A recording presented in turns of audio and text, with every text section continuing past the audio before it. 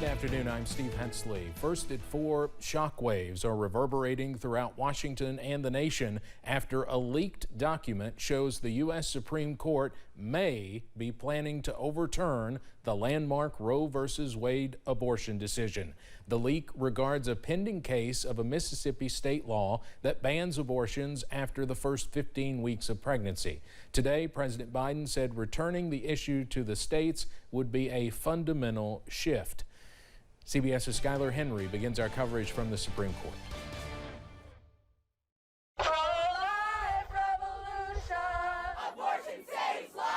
Demonstrators stood outside of the U.S. Supreme Court for hours after Politico published a bombshell draft opinion from February that could reverse the 1973 Roe v. Wade decision legalizing abortion. In it, Justice Samuel Alito wrote, "It is time to heed the Constitution and return the issue of abortion to the people's elected representatives." It is certainly a decision that needs to be handed back to the states. I think women should maintain the right to choose and have autonomy over their own body. President Biden says if the draft opinion stands, it would be, quote, a radical decision. If the rationale of the decision as released were to be sustained, a whole range of rights are in question.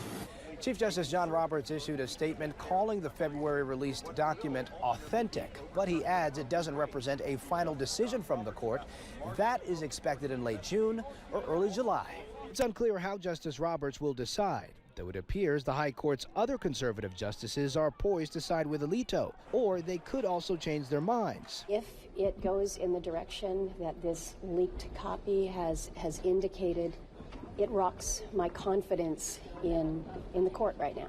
We know history is on our side, and we're determined to preserve these precious rights that are the bedrock of this great nation. Congressional Democrats have vowed to take a vote on abortion rights legislation, and they say overturning Roe v. Wade could have major implications for the upcoming midterm elections. Skylar Henry, CBS News, the Supreme Court.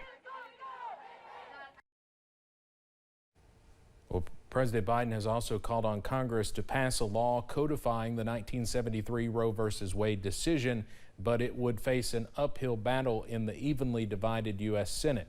Some Democrats have again reignited calls to abolish the 60-vote threshold or filibuster rule to push it through, but such a move would face bipartisan opposition. The leak has really sent shockwaves through Washington, with Chief Justice John Roberts releasing a statement today calling it a betrayal, directing the court's marshal to launch an investigation to determine the source. This has never happened before at the Supreme Court, and experts warn this draft may be far from what the final decision may look like. In just a few minutes, we will talk with WYMT Washington correspondent John Decker about the leak and reaction, and we'll also have local reaction from Kentucky later tonight at 6.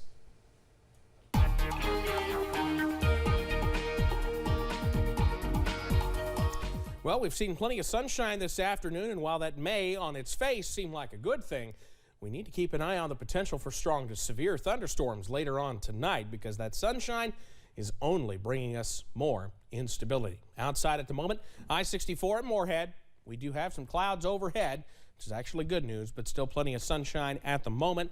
You can see that from downtown Whitesburg, plenty of sunshine out there at this time.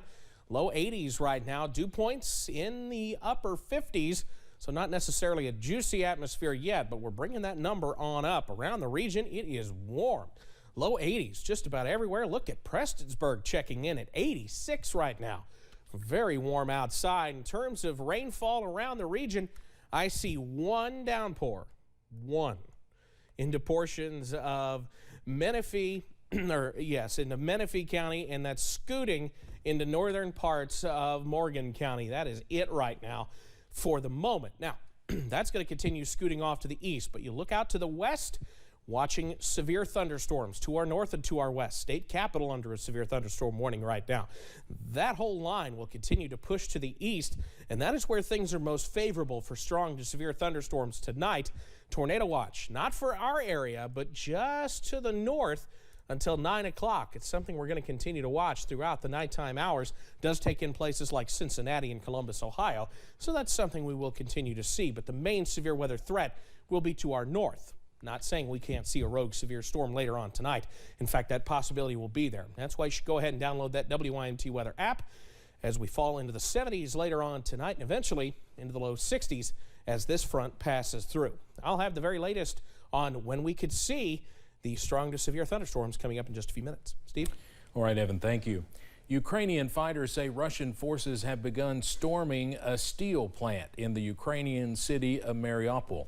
This development comes as President Biden visits an Alabama facility that makes anti-tank missiles, which the United States is supplying to Ukraine. CBS's Tina Kraus has the latest. Black smoke rose from the steel plant in the Ukrainian city of Mariupol after Russian forces resumed shelling what's likely the last pocket of resistance in the besieged port city. Ukrainian fighters said Russian forces began storming the complex just as a convoy carrying more than 100 evacuees arrived safely at a Ukrainian-controlled city about 100 miles away. Relatives of the Ukrainian forces who remained at the Azovstal plant held a rally in Kyiv demanding their loved ones be evacuated. Meantime, in Ukraine's second-largest city of Kharkiv, firefighters put out flames officials say were caused by Russian shelling. The new offensive comes amid concerns Russia could be planning to annex much of eastern Ukraine after making only incremental gains in the last day or two. Progress has been plodding for sure, slow, uneven.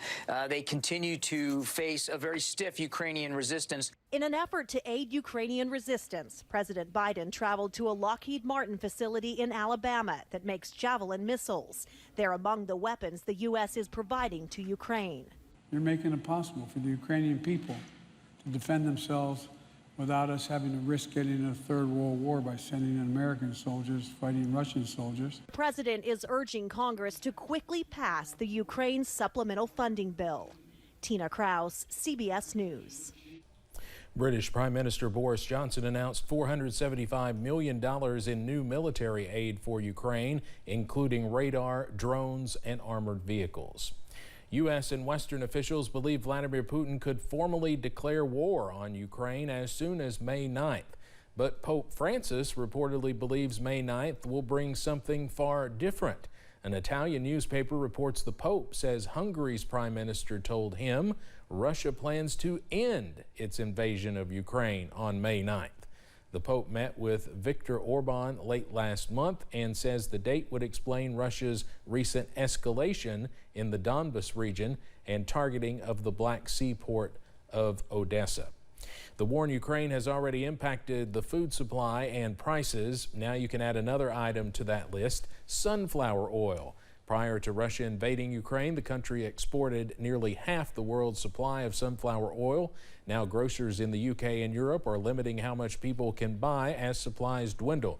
The New York Times says some are turning to alternative oils as a replacement.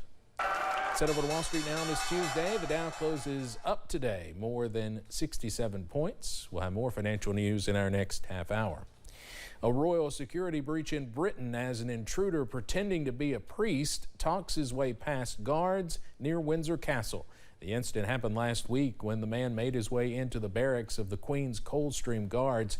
He reportedly spent the night eating and drinking with senior officers before getting a bed and breakfast the next morning. Police removed the man the following morning but did not arrest him. While the Queen was not home at the time, security analysts are concerned by how little resistance the man met. I think what was especially concerning is that he was almost embraced by that regiment, and particularly the officers of that regiment, into open arms. Each time we have an incident like this is obviously embarrassing, not only domestically, but internationally as well.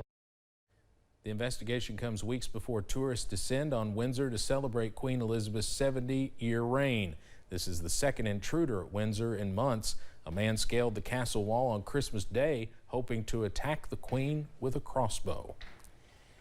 When we return on First at 4, we'll hear from our correspondent in our nation's capital as the country reacts to that stunning leak from the Supreme Court. And after that, a stormy pattern looks to be settling in over the next couple of days with scattered storms roaming the area. Very latest details are coming up.